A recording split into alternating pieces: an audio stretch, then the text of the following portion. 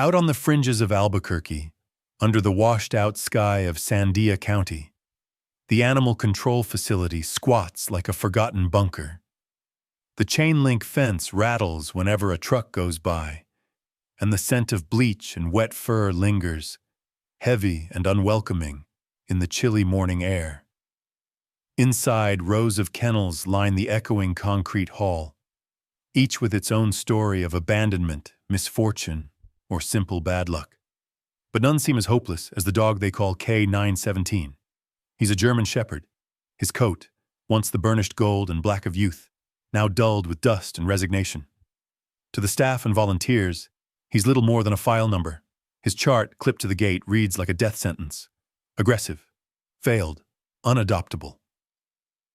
The word euthanasia is stamped across the paperwork in red, final as a slammed door. Other dogs bark and whine, some leaping at the wire for a stranger's smile, others crouched and trembling but still hopeful. But K917, whose old name has been forgotten or erased, just sits on his battered blanket, back pressed against the wall, eyes fixed on nothing. When staff walk past, their voices drop. "Don't bother with that one," a volunteer mutters, and another shrugs. "He's a biter. Bad news. Marked for tomorrow." Their footsteps echo down the corridor, keys jangling, the sharp clang of locks a daily drumbeat. For K917, it's all just noise, a signal that no one's coming for him. He doesn't bark, doesn't growl. He's become a ghost in his own body, still as stone, refusing to meet the gaze of anyone passing by. Even when the youngest volunteers try, tentatively, nervously, to toss a treat or say a gentle word, he doesn't flinch, doesn't respond. It's like he knows hope is dangerous. This cell is not just a cage. For him, it's a tomb. Through the steel bars, he can see sunlight slanting in dust-choked beams across the floor, but he doesn't move to greet it. His ears, once so quick to catch every sound, barely twitch. When the barking of the other dogs rises to a frenzy, he just closes his eyes, blocking out the world that left him behind. But this day is different. Public viewing day. The words are whispered like a warning. Once a month, the county lets the public walk the kennels. It's a last-ditch effort for the hard cases, especially the working dogs too old, too broken, or too dangerous for a second chance. The unadopted will be gone by morning. Staff don't say it out loud, but everyone knows what that means. By noon, the facility fills with a peculiar energy, a blend of hope, guilt, and dread. Families with children stop to peek at the friendliest dogs. A retired couple lingers near the golden retrievers, considering. A teenage boy snaps photos for his social media, oblivious to the real stakes. But nobody stops at K917's cage. Not one. The director, Mrs. Ramirez, checks the paperwork twice, pausing only to shake her head at K917's cell. "That one's a write-off. We did what we could." Her words, clipped and tired, sting even through the glass. The janitor sweeps past, glancing at the shepherd's empty food bowl, but doesn't stop. A volunteer stacks leashes on a shelf, glancing at the cage with a flicker of sympathy, but quickly looks away. Still, there's a strange, heavy silence around the cage, a sense that something's about to happen, or maybe just that something important has already been lost. The afternoon drags on. Shadows lengthen, turning the concrete an uneasy shade of blue. K917 remains motionless, save for the slow, resigned rise and fall of his chest. In the kennels beside him, a young pit bull throws herself at the bars, desperate for a touch. An old hound bays until his voice is hoarse. K917 is silent, and his silence is louder than the rest. Outside, a battered Jeep pulls into the parking lot. Jessica Reed, her arms sleeved with faded tattoos, steps out, rubbing her tired eyes. She's a former paramedic, recently unmoored by nightmares she can't shake and the memory of a service dog who once dragged her to safety after a roadside explosion. She's not sure why she came today, just that she felt a pull, an urge she couldn't ignore. Inside, the staff barely notice her. She drifts past the hopeful, noisy kennels, barely registering the families and volunteers. Her boots echo on the concrete, carrying her inexplicably toward the back of the row, toward the cage marked K917. She stops, crouches. Through the bars, she meets the dog's eyes. For a moment, there's nothing. Then she whispers, "You're more than a number. Your name is Ranger."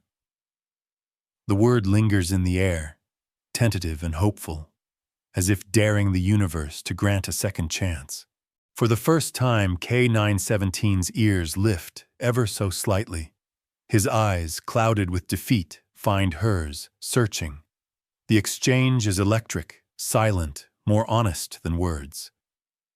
Jessica, ignoring the warnings and the paperwork, kneels closer, extending her hand, palm up, fingers trembling. She whispers again, softer this time, "Ranger, it's okay. You're safe now." The room holds its breath. The other dogs quiet, as if sensing the gravity of the moment. Then slowly, impossibly, the dog leans forward, pressing his head, cautious, heavy, into her palm. Jessica feels the tremor of fear, the desperate hope underneath, and something inside her cracks open. In that brief, gentle contact, the world shifts. The staff, watching from the end of the hall, exchange startled looks. Mrs. Ramirez opens her mouth to object, then closes it, uncertain. A volunteer gasps. For a heartbeat, it seems like everything stops. Jessica stands, wiping tears from her cheek. "I want him," she says, voice clear. "He's coming home with me, today." The words hang in the air, reckless and defiant. Protocol, protest, warnings. None of it matters now. The staff rush to protest. He's not safe. It's against the rules. He's too dangerous. But Jessica stands her ground, fierce as a storm. She signs the papers. She takes Ranger's battered leash, feeling the weight of his story and the risk she's taking. As they leave the cell for the last time, Ranger looks back. One last glance at the tomb that almost became his grave. He doesn't know what waits outside, but for the first time in forever, he chooses to hope. The cold afternoon air hits them as they cross the parking lot, and the other dogs erupt in a final chorus. But Ranger walks beside Jessica, silent, his head held just a little higher, as if sensing the world has changed. And maybe for both of them, it finally has. Jessica Reed's hands shook as she buckled Ranger into the back seat of her Jeep. The weight of the shelter's stairs pressed on her like a storm.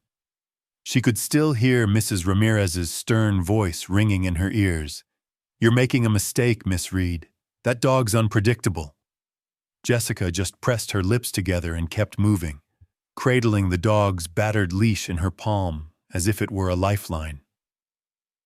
As the engine coughed to life and the shelter faded in the rearview mirror, she caught a glimpse of Ranger's eyes. Wide, wary, a storm of memories flickering beneath the surface. "It's over now," she murmured, more for herself than for him. "We're not going back." The drive to her apartment was silent, except for the soft hum of tires on pavement and Ranger's shallow breathing. He lay curled on the back seat, body rigid, his nose pressed to the cracked window.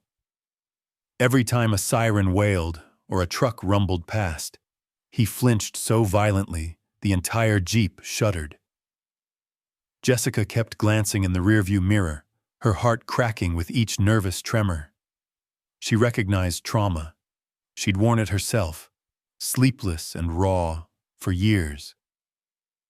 The scars on Ranger's muzzle, the haunted way he scanned every passing shadow, looked achingly familiar.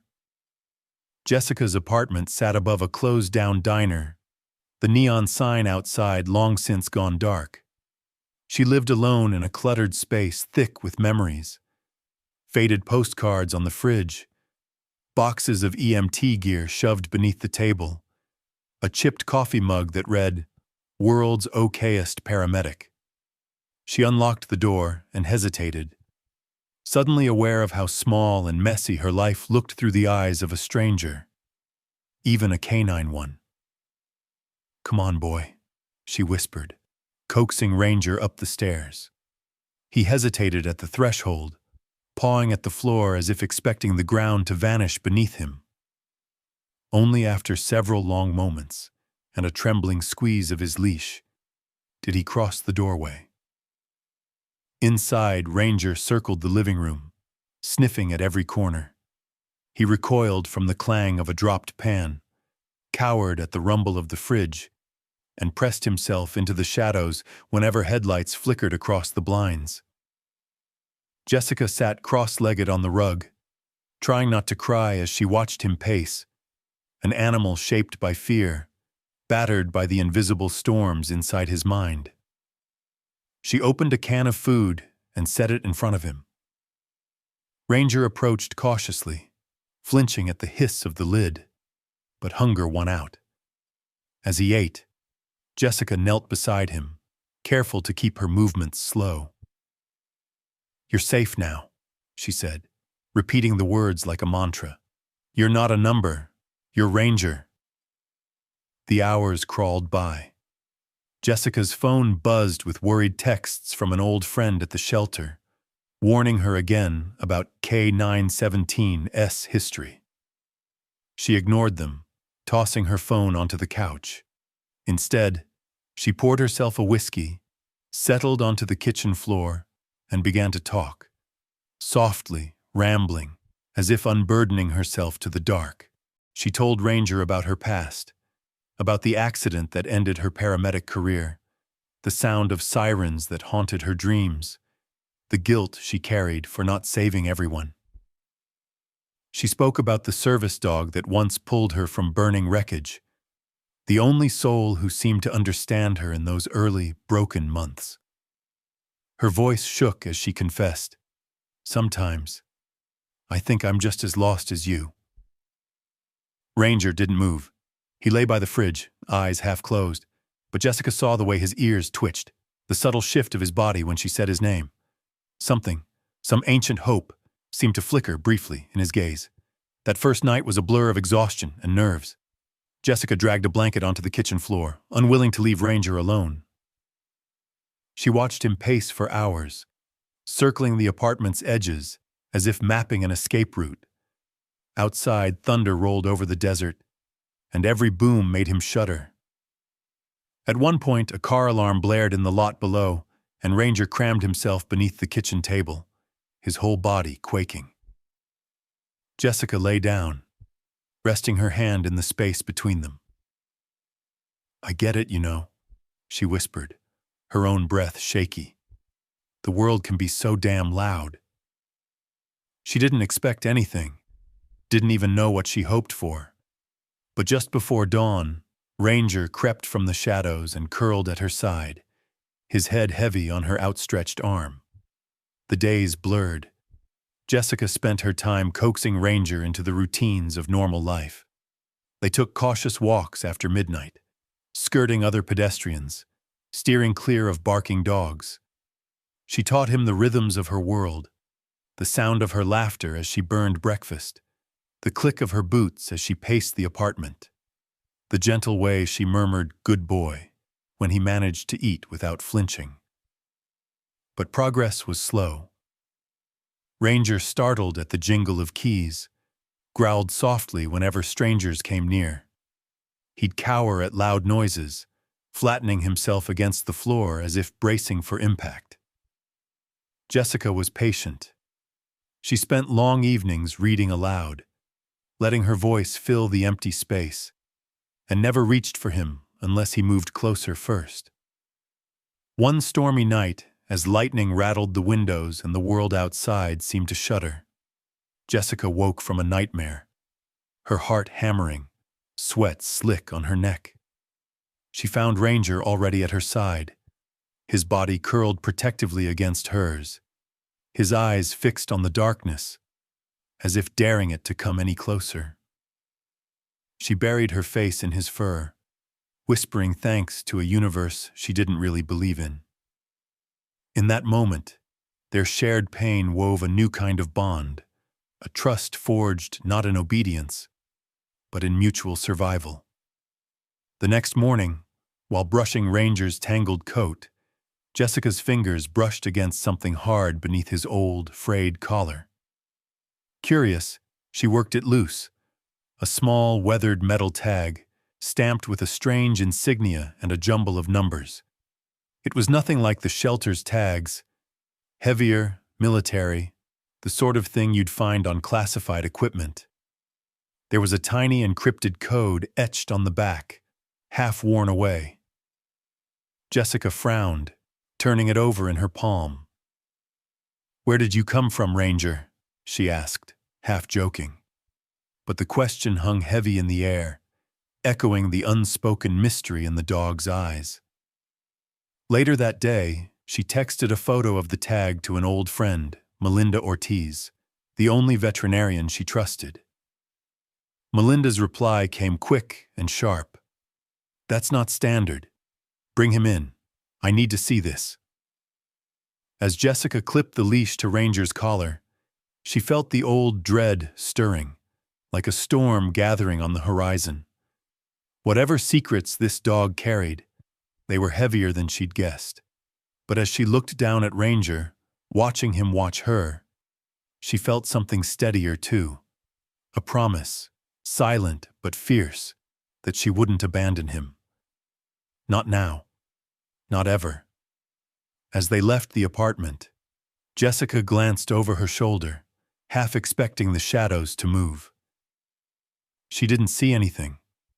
Not yet. But the feeling lingered, prickling at her skin. Something about Ranger's past wasn't just sad. It was dangerous. And as they stepped into the New Mexico sun, she realized she'd do anything to protect him, even if it meant risking everything.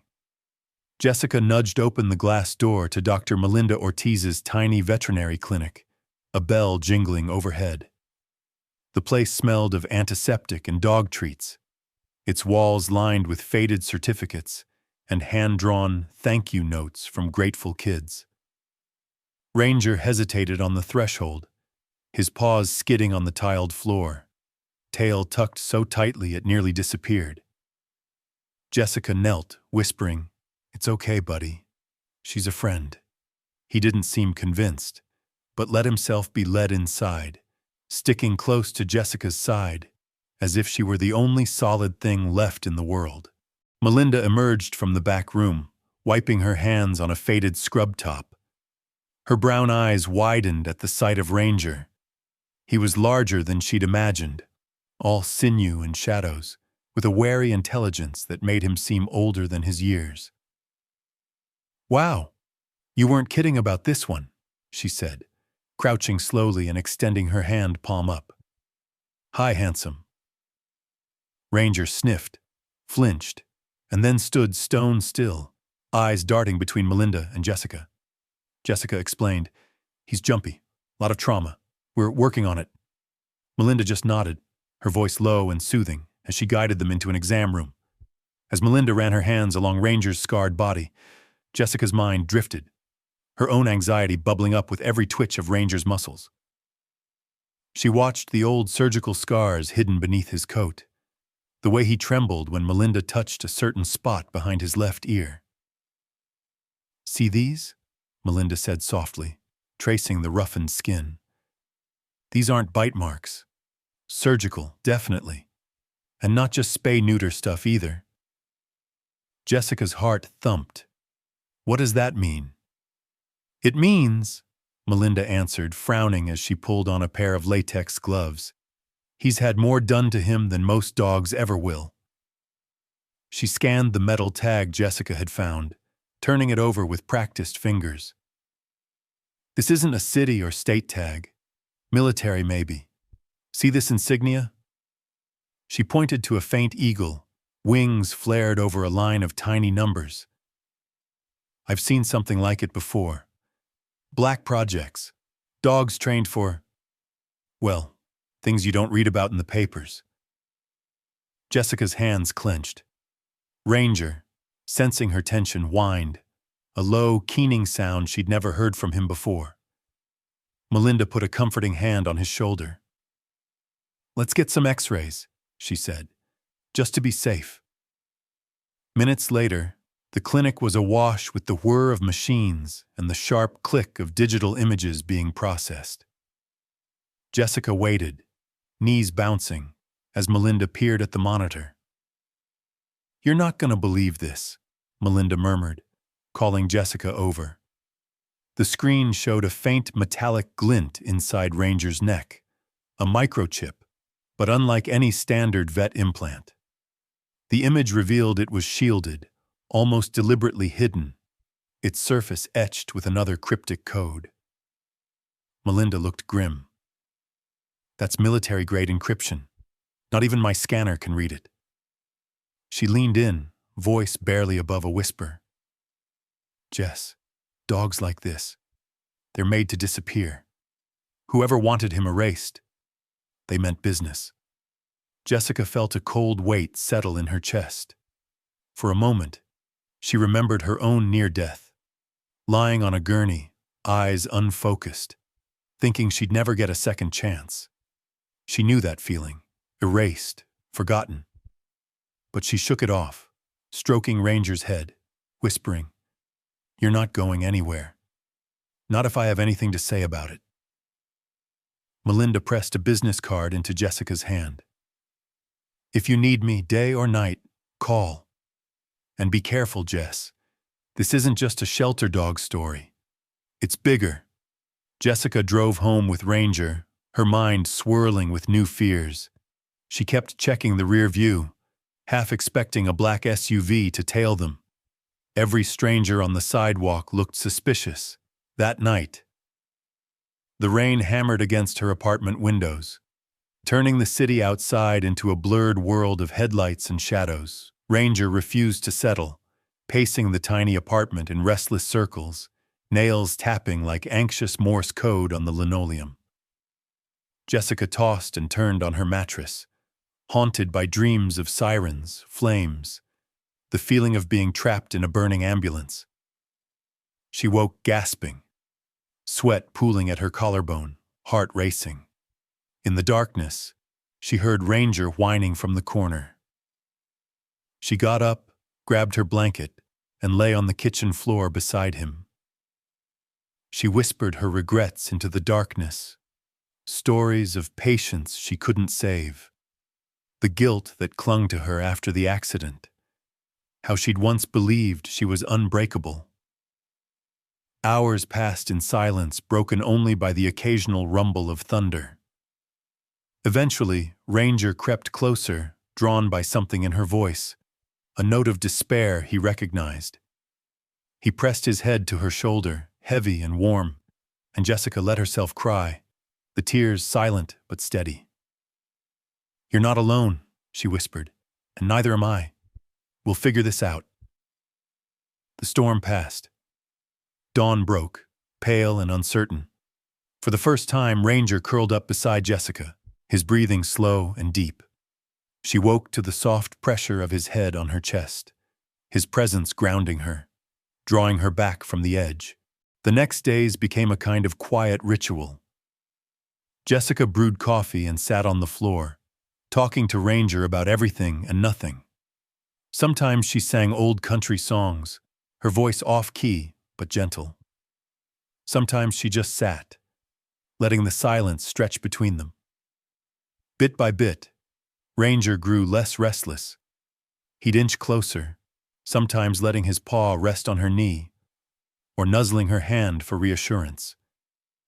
The apartment, cluttered and cramped, started to feel less like a hiding place and more like a home. But some scars ran deeper, so loud noises still sent Ranger scrambling for cover. Jessica's nightmares never faded completely. They both moved through the world like people expecting the ground to open beneath their feet. Still, the bond between them grew, wordless but strong, a fragile trust built not on perfection, but on the promise of not giving up. One evening, while sorting through boxes in the closet, Jessica found a faded photo from her EMT days. She laughed, showing it to Ranger. "Look at that haircut. I thought I was invincible." Ranger stared at the image, head tilted, as if he understood more than he could say. For a heartbeat, Jessica imagined the life she could have had. A life before accidents, before scars, before the world started looking for reasons to erase people like her, or dogs like him. They were both haunted, by pasts that wouldn't let go, by fears they couldn't name. But together, they began to build something new. Nights spent lying on the kitchen floor, mornings shared over burnt toast and cheap coffee, walks under the New Mexico stars when the city felt less dangerous. It wasn't healing, not yet, but it was hope. One afternoon, Jessica examined Ranger's collar again, tracing the mysterious insignia on the metal tag. "Who were you?" she wondered aloud. The question hung in the air, unanswered. She sent a photo of the tag to Melinda, along with a joke. "Next time, remind me to adopt a goldfish." Melinda's reply was instant, and not at all joking. "Be careful, Jess. Some secrets bite back."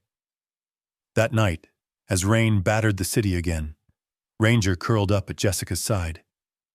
Outside, thunder rolled and distant sirens wailed. Inside, for the first time, neither of them moved.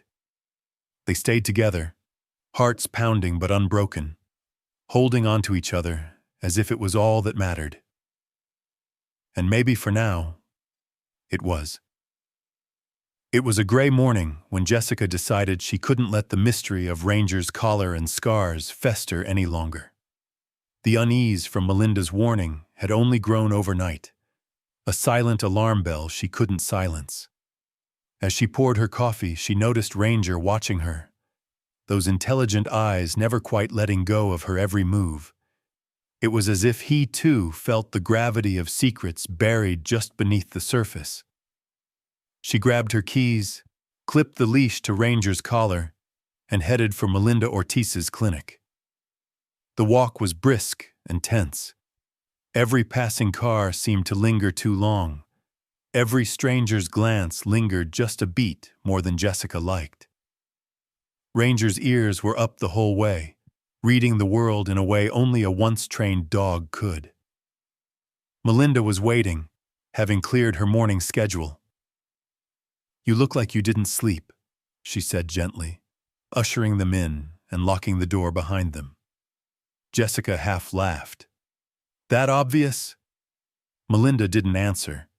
Her eyes were on Ranger, on his posture, his scars, his wariness that seemed to have sharpened since their last visit.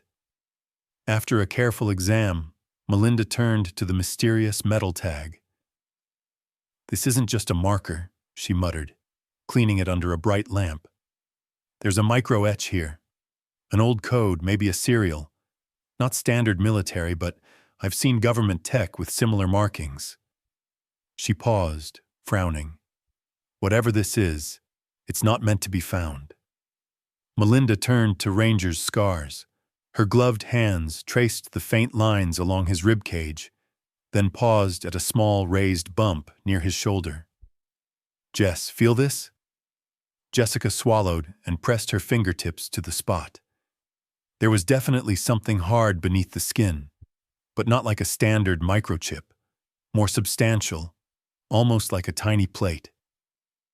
"I want an X-ray," Melinda said, voice steady but tense.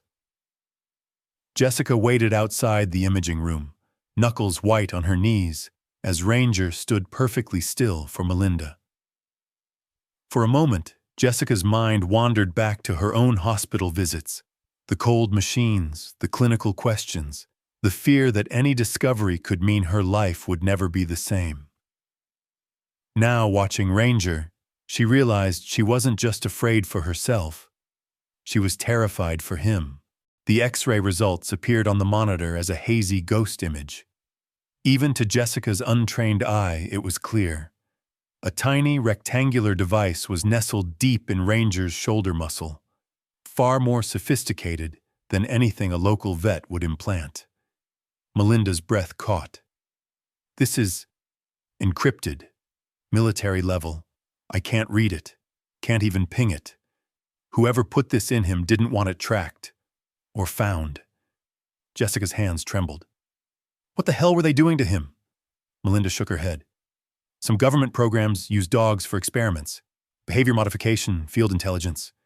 Most were shut down years ago, but some rumors. She trailed off, lips pressed in a tight line. If Ranger's part of that, they didn't just want him out of service. They wanted him erased. Ranger, sensing the tension, nudged Jessica's leg with his nose. The contact grounded her. She knelt and buried her face in his fur, willing herself to breathe. I'm sorry, she whispered. I should have protected you better. I didn't know. Melinda placed a reassuring hand on Jessica's back. Jess, this isn't your fault. If anything, you're the only one giving him a shot at a real life. But you need to be careful. Someone went to a lot of trouble to hide all this. They may not want you poking around. Jessica looked at the X-ray, the strange, out-of-place chip. She saw Ranger not as a victim, but as a survivor, one who had already endured more than most people ever would. A rush of guilt and fear threatened to choke her, but she fought it down. I'm not abandoning him, she said fiercely. Not for anyone. Melinda offered a sad smile. Didn't think you would. That night, Jessica tossed and turned. The city outside her window seemed sharper, every sound magnified, every passing car a potential threat. Ranger stayed close, lying at the foot of her bed, watching the door as if guarding them both from the ghosts of the past. Her mind churned. Who had wanted Ranger erased? What had he seen or done to make him a target for oblivion? Jessica imagined cold, fluorescent labs, men in uniform, the sharp snap of commands barked at terrified dogs. She tried to push the thoughts away, but they clung to her in the dark. She rose before dawn, finding Ranger already awake, head up and listening. She knelt beside him, running her hands through his fur. We're in this together, she promised, not caring how desperate she sounded. Whatever happens, I'm not giving up on you. Days blurred into each other. Jessica researched old military units, digging through message boards and obscure news stories about discontinued K-9 projects. The rumors she found chilled her. Stories of superdogs designed to be tools rather than partners, animals discarded when they failed, or worse, when they displayed too much conscience. She realized with a sick certainty that Ranger was one of those rare survivors, a dog who had chosen mercy over blind obedience. The more Jessica uncovered, the more her paranoia grew. She changed her phone settings, covered her laptop camera, started checking locks twice before bed. Every time she stepped out with Ranger, she felt eyes on her. It was as if simply knowing the truth had put a target on both their backs. And yet, there were moments of fragile grace. On long walks, Ranger started to relax, just a little. He sniffed at blooming cacti, wagged his tail at the scent of grilling meat from a neighbor's window. He no longer startled at every sound. Jessica let herself hope, fleetingly, that they might make it out of this, whatever this was, intact. One evening, Melinda called with a warning in her voice. Jess, don't talk to anyone about this, not unless you absolutely trust them. And if you see anything strange, cars idling, people watching your building, call me. Immediately. Jessica's stomach twisted, but her resolve hardened. She thanked Melinda, hung up, and looked at Ranger. They tried to erase you, she said softly. But you're still here, and so am I. We're not backing down. As night fell, the city outside seemed to close in. But inside that little apartment, a woman and a haunted dog sat together, united not by perfection, but by a promise to fight for each other, no matter what secrets the world tried to bury. The mood in Jessica's apartment shifted the moment the strange envelope appeared in her mailbox. It was a Tuesday, gray and dry, the air buzzing with New Mexico heat. She almost ignored the mail entirely, her mind tangled with new anxieties after Melinda's warning. But as she sorted through bills and advertisements, her hand froze. A blank envelope. No return address, no stamp, just her name, scrawled in blocky black ink. Her heart pounded as she slid it open. Inside, a single photograph slid out. A younger ranger, unmistakable despite the darker, fuller coat. He stood at the side of a tall man in military fatigues. The man's face was violently scratched out, leaving only a jagged white scar on the glossy surface. Tucked behind the photo was a scrap of paper, the ink smudged as if written in haste. You were never supposed to find him. A cold sweat prickled Jessica's skin.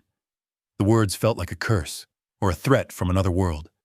She glanced over her shoulder, searching for eyes in the shadows, for the hum of a car engine idling too long outside her building. Her apartment suddenly seemed too exposed, windows too wide, locks too flimsy, walls too thin. She stuffed the photo and note into a drawer, and immediately began double-checking every latch and bolt.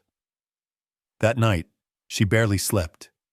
Every creak of the old building made her jolt awake, breath caught in her throat.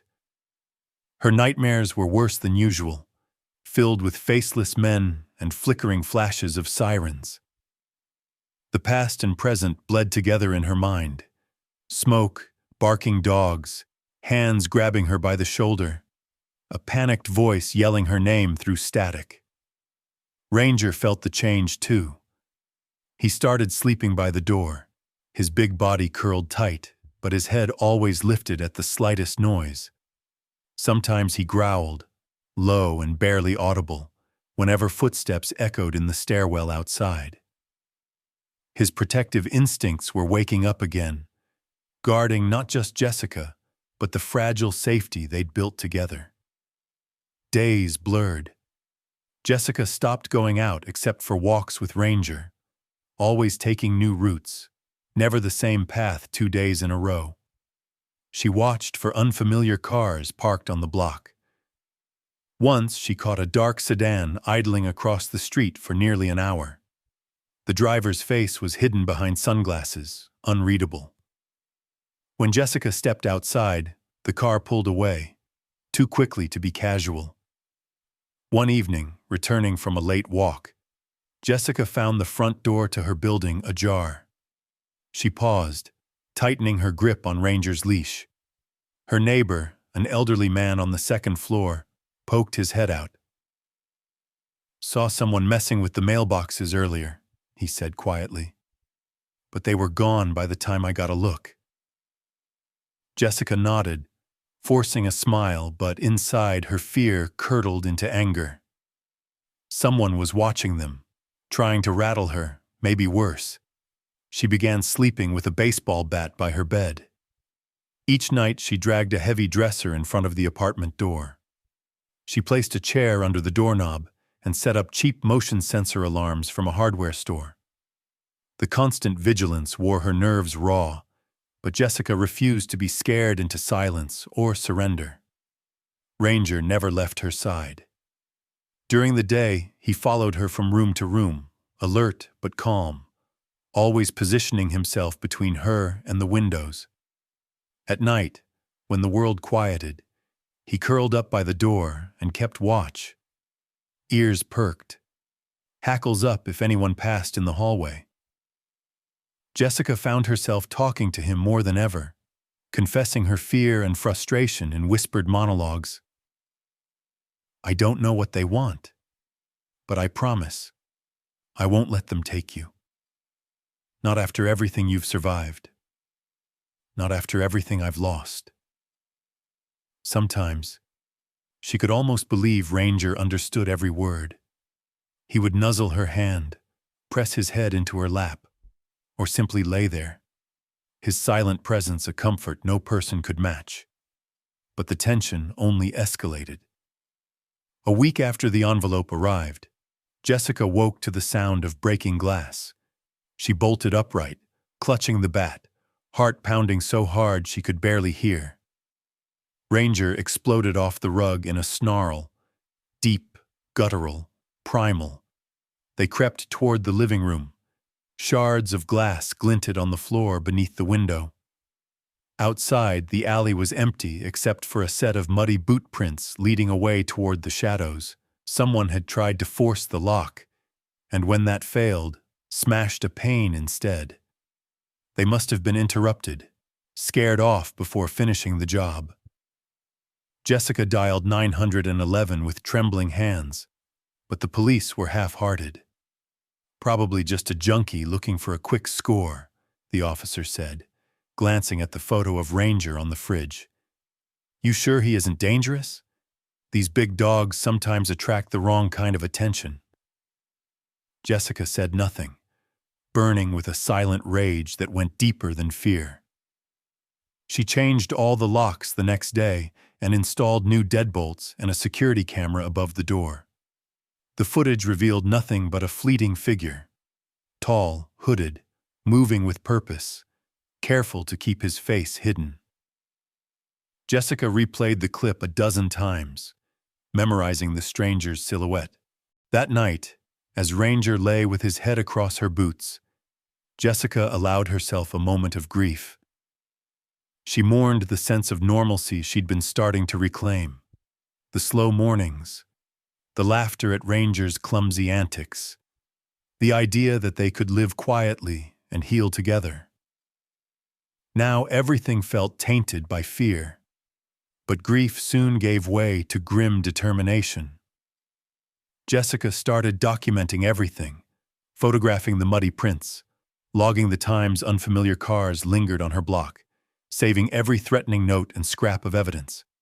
She scanned Ranger's body for new injuries after every walk, terrified they'd try to hurt him to get to her.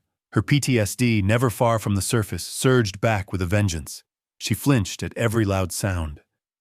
Her dreams became feverish, blending memories of emergency calls with flashes of faceless pursuers.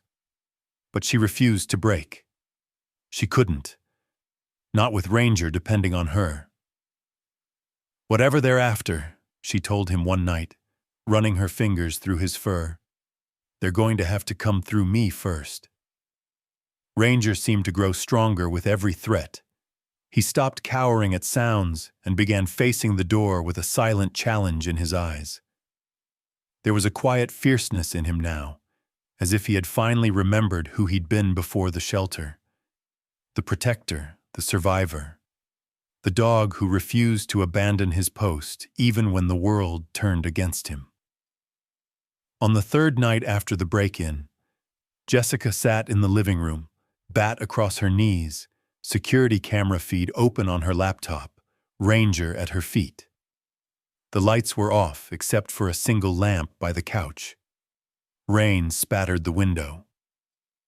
In the tense quiet, Jessica whispered, "We'll make it through this. I don't know how, but we will." Ranger looked up at her, eyes shining with something that wasn't just animal trust. It was recognition. For the first time, Jessica let herself believe they weren't just running from the shadows anymore. Together they were preparing to face them, side by side. And outside, the night pressed in, restless and full of watching eyes. But inside, a battered woman and a haunted dog kept each other strong, defiant, unbroken, and ready for whatever would come next. The days after the break-in moved in slow, anxious waves. Jessica barely left her apartment except for essential errands and Ranger's late-night walks, always with the baseball bat tucked under her arm. Shadows seemed to move outside every window. Ranger's alertness had sharpened. He tracked every car, every footstep in the hall, and every unfamiliar noise with a soldier's precision. Jessica no longer doubted the danger was real, and she no longer felt safe trusting anyone she didn't know by heart. But isolation wasn't an option. Jessica needed answers. The fear and uncertainty were eating her alive. One evening, after making sure every lock was secure, she dialed a number she hadn't called in months. Her hand trembled as she tapped the screen. On the third ring, a familiar voice crackled to life, dry and wary as ever. "Jess? You alive or what?" Calvin sounded the same as he always had, a gruff, no-nonsense army vet who now ran a private security business. He'd been her rock years ago when the nightmares were too much, and she'd always trusted him to keep her secrets. "I need a favor," Jessica said, skipping the small talk. "Something big." She explained everything. Ranger's strange scars, the military chip, the break-in, the envelope, and the scratched-out photo. Calvin didn't interrupt. When she finished, there was a long, heavy silence. "Bring the tag," he finally said. "Bring the dog. Don't use your usual routes. I'll text you an address." Jessica bundled Ranger into the Jeep, double-checked the locks on her apartment, and set out across town under cover of dusk. She changed direction twice, circled 2 blocks before parking behind an unmarked strip mall. Calvin was waiting in a back room, cluttered with old monitors, radios, and stacks of manila folders. He looked at Ranger for a long moment, eyes narrowing as he took in the scars, the tense posture, the way the dog hovered protectively at Jessica's side.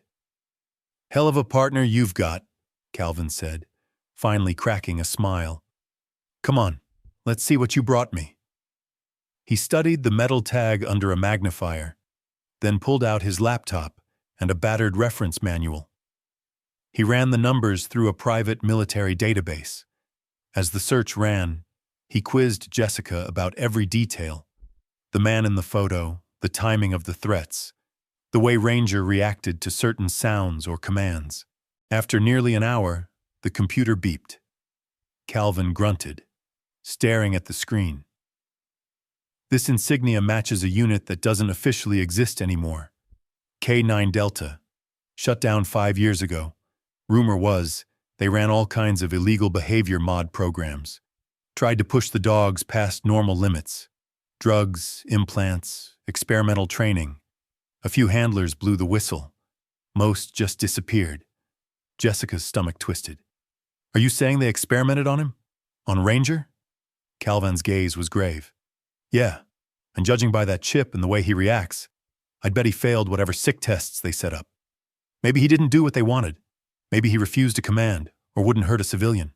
Dogs like that, well, they vanish or get dumped, marked unadoptable." Jessica's anger spiked, her voice shaking. "He's not a failure. He's the only one who did the right thing." Calvin nodded, sympathetic. "Problem is, Jess, you're not the only one who wants him gone. If someone out there's still watching, they don't want evidence of what they did to surface. If you go to the media, they'll come down on you hard. If you try to run, they'll chase you. This isn't about a dog anymore. It's about covering up old sins." Jessica pressed her hands to her face, willing herself not to break. She looked at Ranger, who was watching her intently, almost as if he understood the whole conversation. He pressed his head against her knee, silent but steady, as if offering all the strength he had left. "I can't let them win," Jessica whispered. "I won't." Calvin leaned in, lowering his voice. "If you're really set on this, you need to prepare. Don't trust the cops. Don't trust anyone new at the shelter. Anyone could be watching, or paid off. If you need safe places, I know a few. But Jess, they'll want the dog, and anyone helping him, gone. Fast." Jessica's mind spun. "What do I do?" How do I protect him? Calvan handed her a burner phone, pre-programmed with his number. Call if you see anything. Document everything. Don't let him out of your sight. I'll dig deeper. See what else I can find about K9 Delta and anyone left from that project. But you have to lay low, understand? Jessica nodded, clutching the phone. She thanked Calvan, then left by a back alley, checking over her shoulder every few steps. She kept Ranger close as they made their way back to the car, feeling every pair of invisible eyes tracking her movements. Back home, she barricaded the door, powered off her regular phone, and sat on the living room floor with Ranger. For a long time, she just stroked his fur, trying to slow her racing heart. We're in deep, she whispered. But we're not alone. Not as long as we have each other. The next few days were tense. Every hour spent scanning the street for strange faces. Every walk planned as if they were fugitives. Jessica started sleeping in short bursts, her bat and Calvan's burner phone within arm's reach. The feeling of being hunted never left her. Ranger stayed close, never flinching now. His wariness had become resolve, and Jessica drew courage from his presence. Between bouts of fear, Jessica scoured the internet for any sign of other dogs from K9 Delta. A few cryptic threads hinted at survivors. Handlers who'd vanished, dogs found dead or abandoned. A story surfaced about a whistleblower who'd tried to go public, only to die in a suspicious accident weeks later. She copied everything, backing up files, photos, even conspiracy theories. The more she read, the clearer the pattern became. Cover-ups, intimidation, and anyone who tried to help ended up on a list. She wondered how long it would be before she and Ranger were at the top. On the fourth night after visiting Calvan, Jessica's doorbell rang, once, twice, then silence. She froze, heart pounding, and crept to the peephole. No one was visible, but a blank envelope lay on the mat outside. She snatched it inside and tore it open with trembling hands. Inside, a single line of type, no signature. Stop asking questions. Next time we won't just scare you. Jessica's fear threatened to overwhelm her, but she steeled herself, reading the note twice before burning it over the kitchen sink. She knelt beside Ranger, pressing her forehead to his. They're getting desperate, she said, voice raw. That means we're close to the truth. I won't let them take you, no matter what. That night, Jessica dreamed of flames and barking and darkness. She woke gasping, but Ranger was there, steady, warm, the one living soul she trusted. With his presence anchoring her, Jessica knew there was no turning back. She would fight.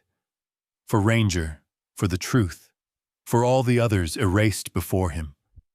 And outside, in the thick silence of the sleeping city, more shadows gathered, waiting for the next move. The air felt thick with warning the night the shelter's janitor knocked on Jessica's door. She'd just finished setting another layer of makeshift security, stacking cans on the windowsill, jamming a chair under the knob, placing Calvan's burner phone on the coffee table. Ranger paced the living room, his tail stiff, every muscle alert. Jessica had gotten used to every sound in her building, but this knock was different, measured, cautious, and not at all like a neighbor. She grabbed the baseball bat, heart pounding, and peered through the peephole. There stood Mr. Turner, the old janitor from Sandia County Animal Control, hands stuffed deep in his jacket, shoulders hunched, eyes darting nervously down the hallway. Jessica almost didn't open the door. But something in his anxious glance made her reconsider. She cracked the door, keeping the chain on. "Miss Reed?" His voice was soft, hoarse from years of cigarettes and ammonia fumes. I need to give you something, for his sake." He nodded at Ranger, who hovered at Jessica's thigh, eyes fixed on Turner, with a wariness reserved for strangers. Jessica glanced down at Ranger, then back at the janitor. "What is it?" He fumbled in his coat and produced a battered old flash drive, wrapped in a stained handkerchief. "I saw things I shouldn't have. I kept my head down. But I remembered that dog. They called him a reject, but he never hurt anyone who didn't deserve it." Turner's hand shook. "Take this, watch it, and trust no one, not even folks who seem on your side." Jessica felt a cold shiver run up her arms. "Why now?" He glanced down the hall again. "Because they're cleaning up loose ends. I got a visit last night. 2 men in black SUVs asking about dogs, asking about you. I told them nothing. But I'm old and you've got a shot. Get the truth out, but keep your head down." Jessica slipped the flash drive from his hand, nodding. "Thank you. Don't thank me.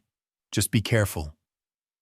With that, Turner shuffled away into the shadows, leaving the smell of fear and bleach hanging in the air. Jessica closed the door and slid the chain back, breath shaky. She locked every bolt, then dropped to her knees, hugging Ranger tight. He whined, licking her cheek as if sensing the weight of what just changed. It took hours to steady her nerves enough to plug the drive into her old laptop. She checked for trackers, covered the camera with a sticker, and finally opened the single folder marked simply K917. The files inside were rough, dated, clearly copied in haste.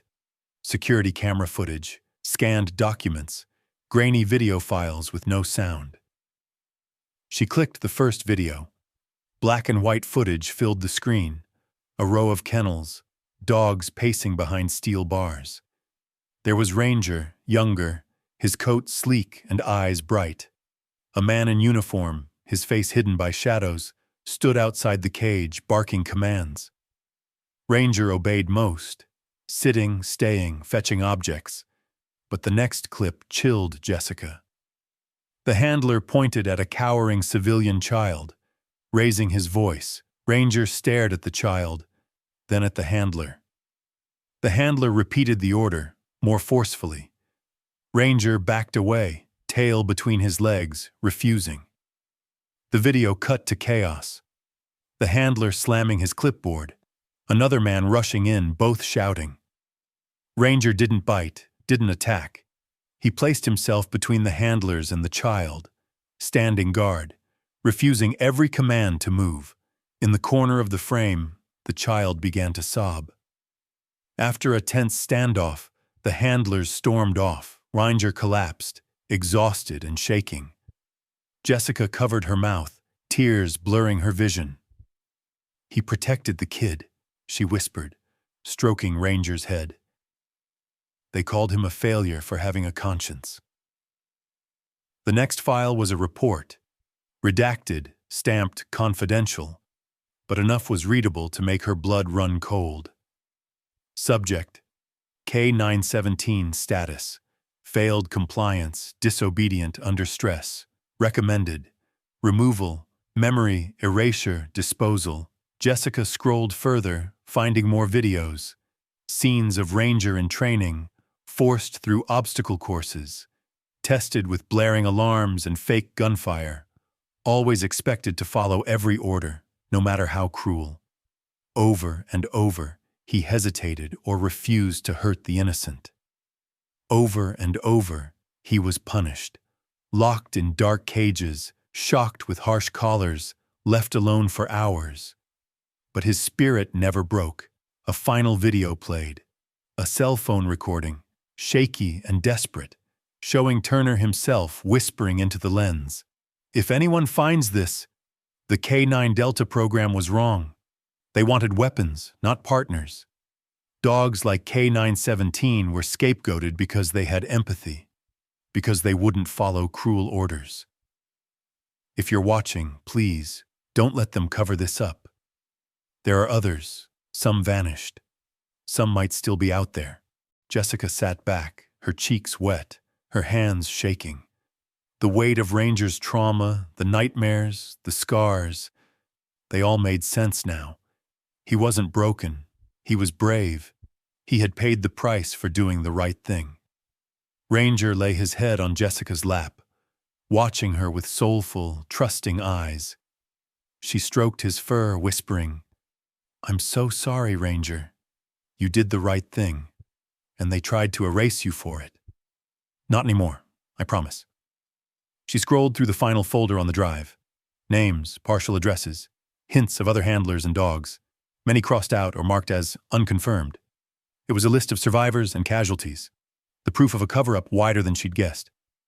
Jessica wept, not just for Ranger, but for all the dogs discarded by a system that valued obedience over empathy. She thought of Melinda, Calvin, and Turner, each taking a risk to help her. She wondered how many more were out there, silent witnesses to a hidden war. She printed copies of the files, encrypted them, and sent a password-protected archive to Calvin and Melinda with a short, urgent message. "Insurance. If anything happens to me or Ranger, get this to the press." Her mind raced with next steps. The world felt more dangerous, but also clearer. She had proof, and now a responsibility. She thought back to her old life, saving people, fighting for second chances, refusing to stand by when others suffered. This was no different. Ranger whined, restless, as if feeling the gravity of her thoughts. Jessica hugged him tight. "You're not alone anymore. I won't let them win, not after all you've survived." Late that night, as the city outside hushed and the shadows pressed in, Jessica sat with Ranger by her side, planning. The truth was out there now, a virus that could not be contained, and she would not let fear silence her again.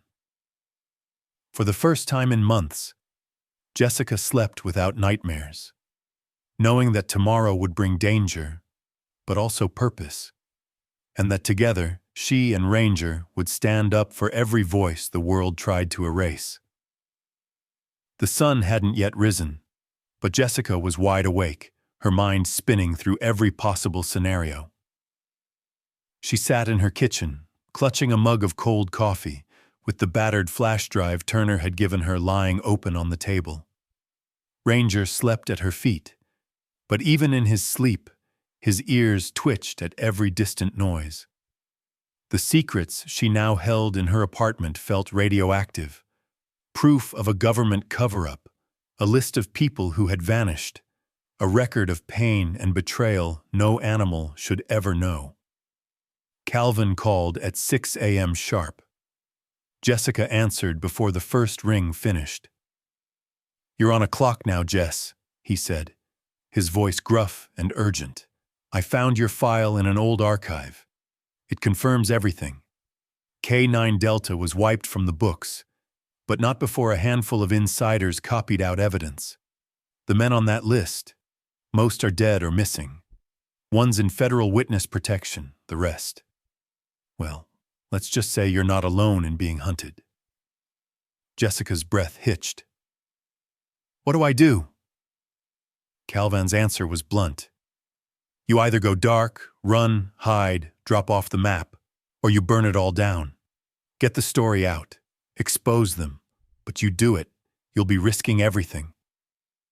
She hung up, heart pounding, staring out at the hazy dawn crawling across the city skyline. A part of her longed to pack a bag, grab Ranger, and drive until the desert turned to forest, until nobody could find them. She could disappear, erase herself, survive as a shadow. But when she looked at Ranger, sleeping so trustingly, she remembered the moments that had broken her. Freezing on that last paramedic call, unable to move, paralyzed by fear while lives hung in the balance. She knelt beside him, whispering, "We didn't come this far to run. I promised you, no more hiding." Her hands shook as she pulled out her laptop. She typed a short message to Melinda, another to Calvin. I'm going public. If you don't hear from me after today, get the files to the biggest news outlet you can. The first step was the hardest. She set up a live stream, anonymous at first, face in shadow, her voice disguised. But she quickly realized that wouldn't be enough. If she wanted the world to care, she needed to be honest, to show her face, to speak as a human being. With trembling hands, she aimed her phone's camera at herself, with Ranger beside her. She began, her voice unsteady but growing stronger with every word. My name is Jessica Reed. I'm a former paramedic from Albuquerque. This is Ranger. His file called him K917, a failed, aggressive, unadoptable dog. But that's a lie. Ranger was part of a secret government program. He was discarded because he refused to hurt a child. He chose compassion over blind obedience, and for that, they tried to erase him. She told the story, holding up the evidence for the camera, Turner's flash drive, the photo with the scratched-out face, the report stamped Memory Erasure Disposal. She shared snippets of the footage, Ranger blocking handlers from a frightened child, refusing a brutal command. The chat filled with shocked messages, hearts, and angry faces as viewers realized the stakes. Jessica's hands shook, but her voice never wavered. If anything happens to me or Ranger, the files are in safe hands. The people behind K9 Delta need to answer for what they did, not just to him, but to every dog and every handler they tried to silence. She finished by giving her name, her city, her apartment building. If you're watching this, don't look away. Don't let them erase us. As she ended the stream, her phone exploded with notifications, messages of support, reporters begging for interviews, animal rights groups offering help, strangers promising to keep watch. The story began to spread like wildfire. A hashtag, #JusticeForRanger, trended within an hour. Local news picked up the video. By noon, it was being discussed on national radio. People demanded investigations.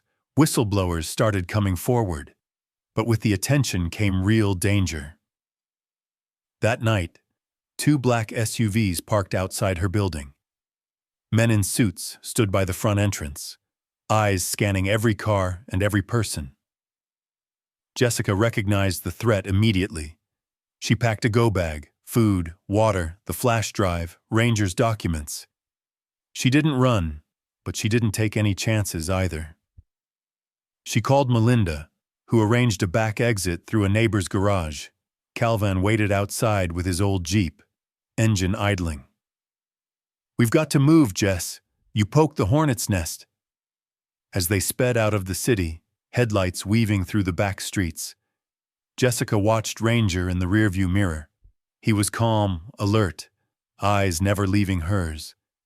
She realized with a pang how far he'd come, from the silent, broken dog in a concrete cell to the symbol of something bigger than either of them. They hid out in Calvin's safe house on the outskirts of town, an old cabin surrounded by cottonwoods. For the first time in weeks, Jessica could breathe. Calvin took her phone and disabled every GPS tracker. He monitored the news, now full of politicians deflecting questions, old handlers giving anonymous interviews, activists demanding change. The live stream had worked, but Jessica knew their fight was only beginning. She watched interviews with other survivors, handlers who'd been bullied into silence, dogs who'd vanished after failing similar tests.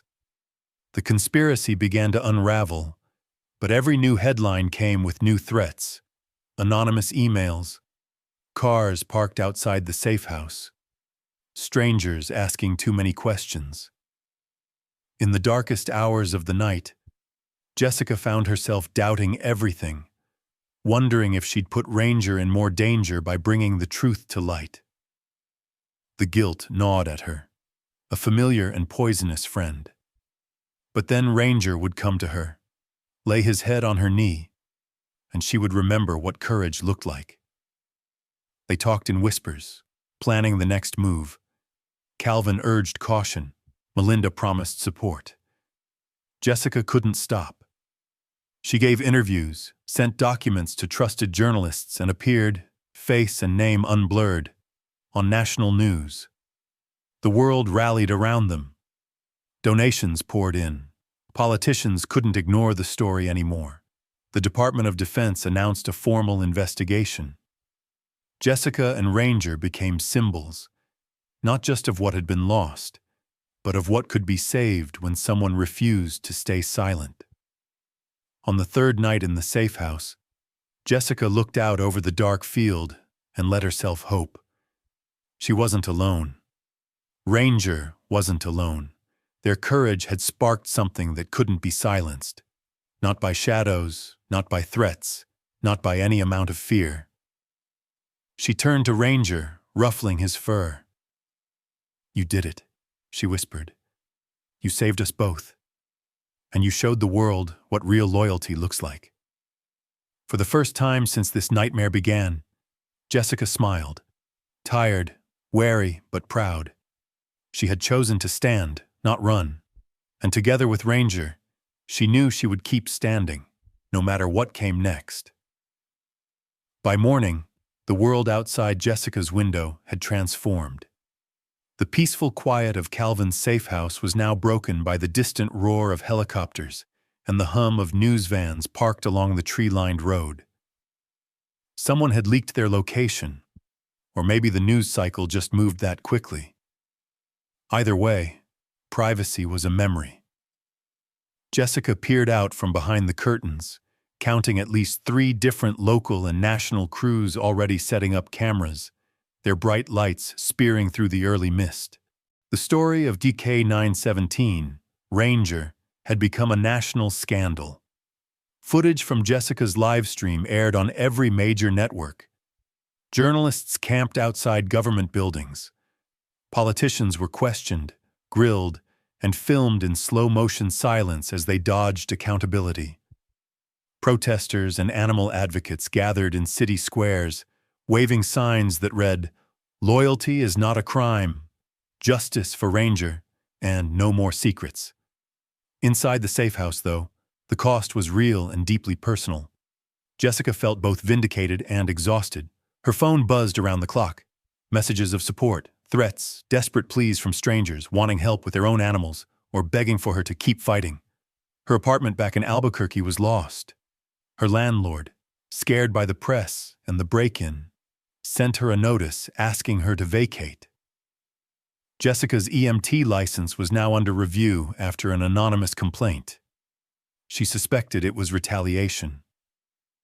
The life she'd carefully rebuilt was crumbling, piece by piece, under the spotlight. But she was not alone.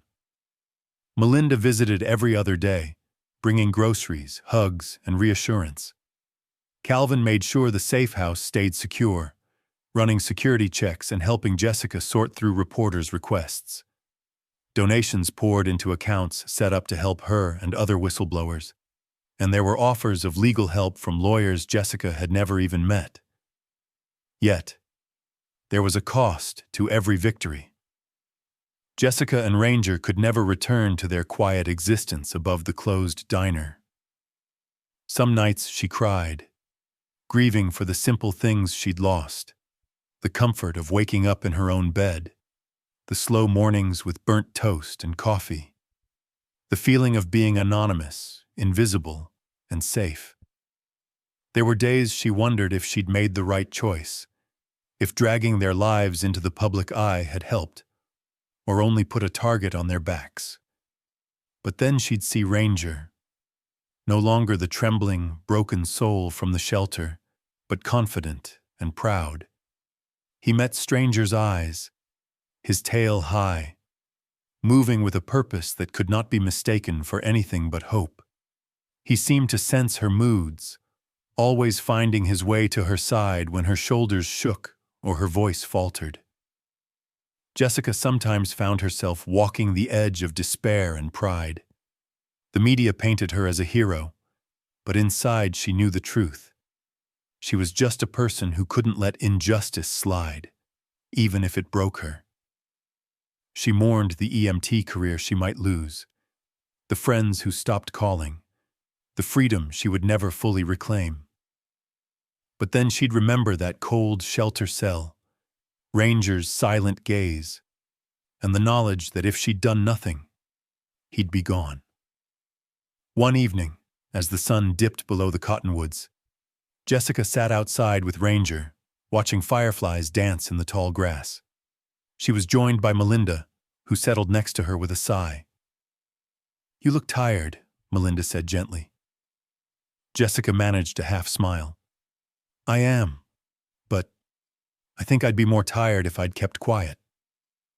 Melinda nodded. "You did something incredible, Jess. This will change things, not just for you, but for all of them." She gestured at Ranger, who sprawled on the porch steps, his head resting on his paws, watching the world with contentment. "He's not afraid anymore. You gave him that." Jessica blinked back tears. I wanted him to have a real life, to be more than what they tried to make him." "And now he is," Melinda replied. The Department of Defense formally announced a sweeping investigation into K-9 Delta and similar programs. Whistleblowers surfaced, finally safe enough to share their stories. Some handlers cried on camera, describing the guilt they'd carried for years. Others vanished from public view, still scared for their lives. Animal advocacy groups lobbied for stronger protections for working dogs, and Congress, finally pressured by the avalanche of public outrage, promised reforms. But for Jessica, healing was slower and messier. She and Ranger were relocated several times, staying with friends, advocates, and occasionally in anonymous hotels. Each move meant more explaining, more adjustment, more questions. Sometimes she wanted nothing more than to disappear with Ranger into the mountains, to live quietly with no more headlines or threats. But she understood now that her voice was needed, that standing up had changed her forever, for better and for worse. Some nights Jessica would wake in a sweat, her heart pounding with nightmares of the shelter or the faceless men from the SUVs. Ranger would find her, nudging her hand, grounding her in the present. Other nights she would watch him dream, his paws twitching as he chased something in his sleep, his breathing steady and safe, and she'd remember how close she'd come to losing him. Over time, the story faded from the headlines, replaced by newer scandals and fresher faces. But Jessica's resolve only deepened. She began to speak publicly at events, telling their story with candor and conviction. She met other whistleblowers, other survivors, each with their own wounds and victories. She listened, learned, and found solace in their shared strength. Ranger, too, found his own kind of peace. He walked tall at Jessica's side in every new town, greeting children and strangers with gentle patience. No longer a dangerous reject, he became a symbol of what it meant to defy orders for the sake of what's right, to survive cruelty and still trust again. He became a kind of quiet celebrity, beloved, respected, and for Jessica, a daily reminder of why she'd chosen courage over comfort. One afternoon, after another long interview, Jessica found herself walking with Ranger through a quiet park. The sky was bright, the air fragrant with summer. Ranger paused to greet a small girl who flinched at his approach, but after a moment, she reached out and touched his fur. Jessica watched the girl's fear melt away, replaced by awe. Jessica knelt beside her, smiling. "He's not scary. He's brave, and so are you." The girl grinned, hugging Ranger around the neck. In that simple, innocent gesture, Jessica felt something inside her mend, a fragment of hope, stitched together by every sacrifice, every hard-won victory. That night, as Ranger slept at her feet, Jessica wrote in her journal, "Sometimes true loyalty means defying orders, risking everything for what's right." Sometimes healing isn't about going back. It's about moving forward, together. She closed the journal and looked out at the moonlit field, her heart full of gratitude and pride. The journey wasn't over. The threats hadn't vanished. But Jessica knew she and Ranger would walk every path side by side, unbroken, no matter where it led. Months passed, and as the world spun on and headlines shifted, Jessica and Ranger found themselves settling into a new rhythm. A rhythm not of hiding or fighting, but of healing. The scars from their ordeal hadn't vanished, but they had faded into something softer, woven into the fabric of new beginnings. The safe house was behind them now. With the support of activists and newfound friends, Jessica found a small bungalow near the edge of Albuquerque, close enough to the city to stay connected, but far enough for quiet walks under the New Mexico sun. Ranger's transformation was astonishing. The haunted, silent dog who once hid from every shadow was now a gentle giant, trusted, loved, and confident. He greeted visitors with a cautious wag, walked proudly beside Jessica in public, and even allowed children to pet him at the park. Word had spread in the local community, and Ranger had become something of a legend. People would cross the street just to meet the dog who defied the system. Jessica, too, was changing. The constant edge of fear and loss had given way to a steady resilience. She'd learned that courage wasn't a one-time act, but a daily practice. Showing up, speaking out, choosing to love and protect, even when the world had labeled you broken or wrong. Her EMT license was restored after a hard-fought battle, but she decided not to return to the chaos of ambulances and trauma calls. She wanted to help in a different way. That's how she and Ranger found themselves at the community center one bright Saturday, surrounded by laughter, sunlight, and the quiet hum of hope. They'd signed up to volunteer in a therapy program for traumatized children, a program that paired kids struggling with fear, grief, or anger with rescue dogs who had survived their own battles. The room was filled with cautious voices and tentative smiles, both human and canine. Jessica introduced Ranger to the group, telling a simple version of his story. He was once called a failure, she explained, but he wasn't. He just needed someone to see him, to believe he could be more. She knelt as children, some trembling, some excited, approached Ranger, reaching out hands for gentle sniffs and soft fur. One boy in particular caught Jessica's eye. He was small, shoulders hunched, eyes darting from shadow to shadow. He flinched when anyone spoke too loudly and shrank from sudden movement. The staff whispered that his name was Miguel and that he'd barely spoken since witnessing a traumatic accident. Ranger approached Miguel slowly, lowering his head, making himself small. The boy tensed at first, but Ranger simply sat and waited, his gaze steady and calm. Minutes passed. Finally, Miguel inched closer, one finger outstretched, then a whole hand. Ranger licked the boy's palm, just once, gentle as a sigh. Miguel smiled for the first time that day. Jessica blinked back tears. The healing she'd hoped for herself was unfolding, quietly, in the bond between a scarred dog and a wounded child. In that moment, she knew the lesson wasn't just about second chances for dogs or justice for the wronged. It was about the power of presence, choosing to see, to believe, to fight for someone others had given up on. As the weeks rolled on, Jessica began speaking at local events, always with Ranger by her side. She told their story, not as a tale of heroism, but as a plea for empathy. "Look beyond the labels," she urged, standing before classrooms, town halls, and television cameras. "Whether you're talking about a person or an animal, don't let the world's verdict define their worth. Heroes aren't the ones who follow every order. They're the ones who choose compassion, even when it's hard." Ranger became the mascot for the therapy program. Parents and teachers marveled at how the most fearful kids found solace in his presence. Children who once hid in corners now sat beside him, reading stories aloud, learning to trust again, one small act of bravery at a time. The community center held an event in their honor. Jessica was asked to share a few words. She stood at the podium, nervous but resolute, Ranger at her heel.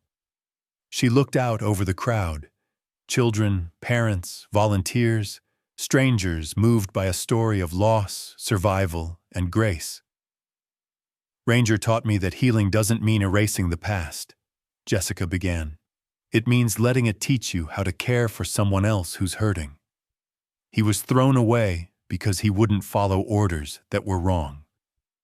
But that choice, that conscience, is what makes him a hero.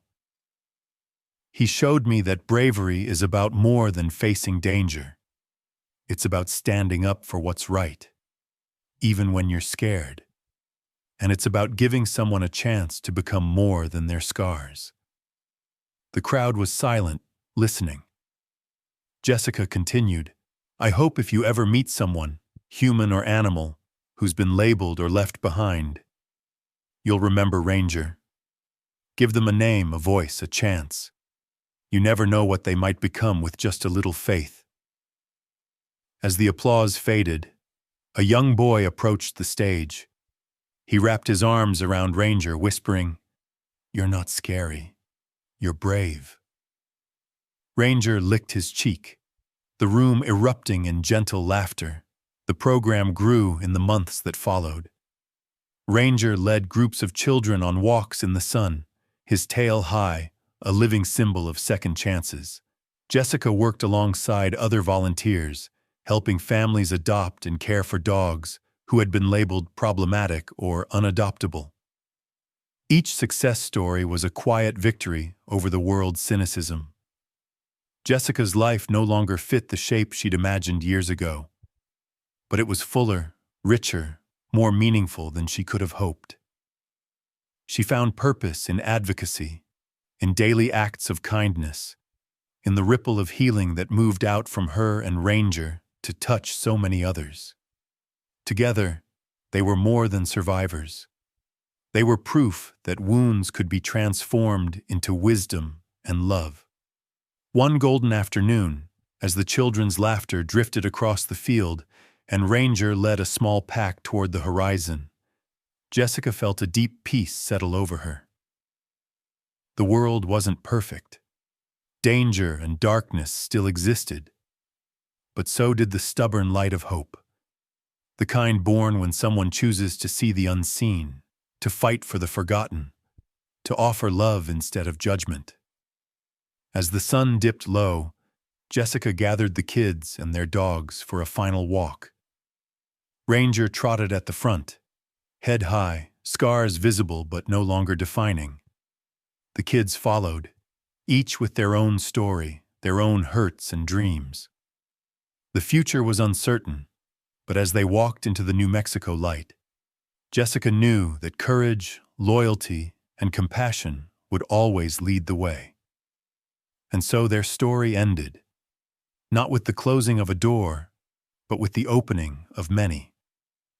Jessica and Ranger became more than just a woman and her dog.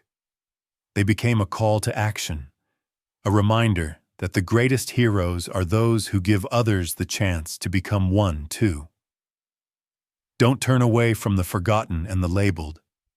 Be the person who gives them a name, a voice, a chance. And with that, Ranger led the way into the sunshine, a future earned through loyalty, courage, and a love that refused to give up.